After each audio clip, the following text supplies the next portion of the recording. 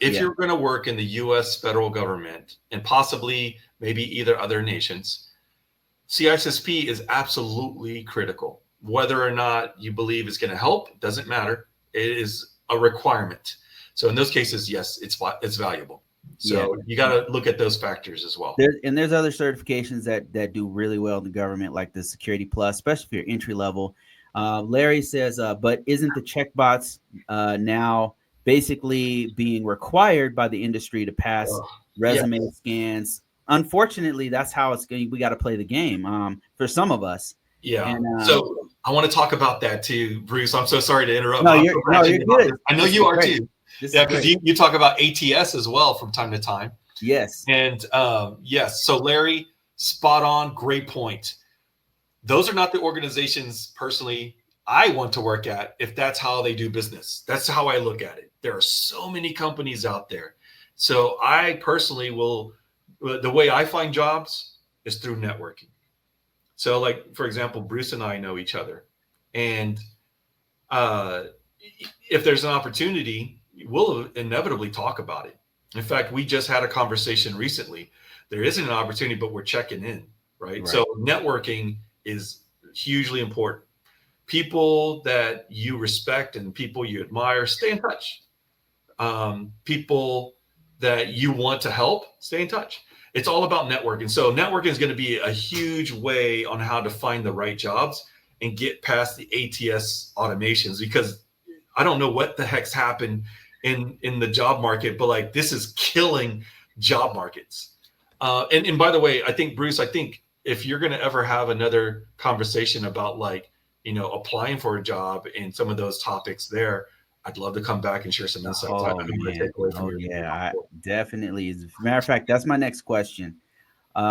Is about the market. Like right now I'm going through this, and some of my younger guys, my millennials, my Gen Z folks are asking me questions. They're like, not questions. They're saying, man, it is crazy out here. It's ridiculous. I can't get a job. What the hell's going on? And before, I remain positive. I'm like, man, you just got to get out there. You got to. But now I'm experiencing it. I'm like, I don't know what the hell's going on. It's bad. Like, I think that my theory is that there's so many changes right now happening that that's making it hard. That's what it seems like to me. But what's your take on that, Rob? So I have just theories. I don't know what's happening. And just for what it's worth, I do have some insights as a hiring manager in my previous role, so I can see some of what's happening. So here's my theory. One is that there's a lot of automation. A lot of people are just mass deploying their resumes, thinking that the more I put my resume out there, the likely I'll get a job. So that's one.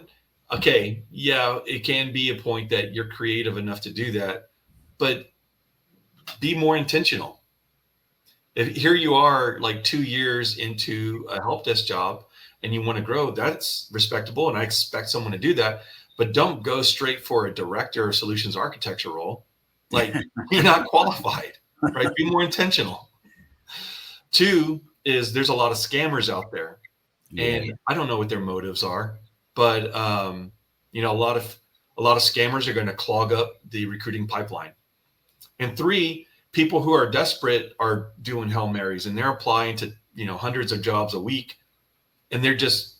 And I feel for them, but you're clogging up pipeline. So like in my case, when I was hiring for solutions architects, I had people from all walks of life. I had a CEO apply, like. Why are you a CEO applying for a technical role? I guess business is not that good. I had a homemaker apply who was a mother, and she was really creative with her resume. But as much as I love that creativity, you had to have qualifications. It's a solutions architect role is a tough job. Yeah. So my theory is that because of all of this stuff happening, clogging up the recruiting pipeline, it's possible that companies say we need a better way to manage it, and let's put a gatekeeper in front of all of that, and we'll call it ATS. And all it's doing is it's harming you're qualified candidates now. Not only the determined scammers and desperate folks that are not qualified or getting through, and people who are really qualified are, they're just like, well, I don't check this one box and suddenly I'm disqualified. That doesn't make Wow. any sense. So That's that's why I keep going back to networking. Like, that's really big that you network. Man, that's great insight, Rob. That's great insight, man. Especially for me going through this right now. I'm seeing this market. I'm like, damn, what the hell? What the hell's going? Because I'll get on. I just give you a specific example. Like I'll apply, looking at jobs. I'm like, man, this is a good fit for me. You know, I'm hitting all the marks, all the boxes. And I look at it. It was released 2 weeks ago, and there's 100 applicants, over 100 applicants in a couple weeks, and I'm like, man, this is too competitive. I don't know, like what